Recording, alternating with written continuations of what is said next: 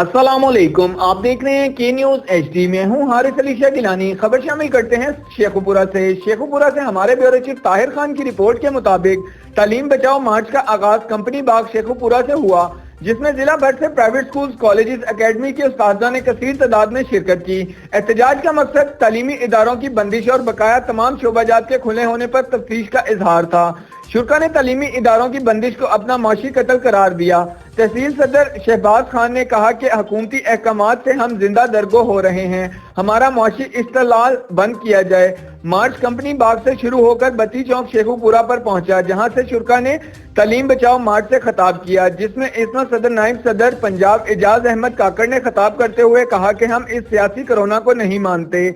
अगर बंद करना है तो तमाम शोबाजात को बंद किया जाए और इस बीमारी का हम डट कर मुकाबला करने को तैयार हैं। अगर ऐसा नहीं हो सकता तो तालीमी सेक्टर को फिलफोल खोला जाए, वरना ये एहतजाज डिस्ट्रिक्ट से पंजाब तक और पंजाब से पूरे पाकिस्तान तक फैल जाएगा।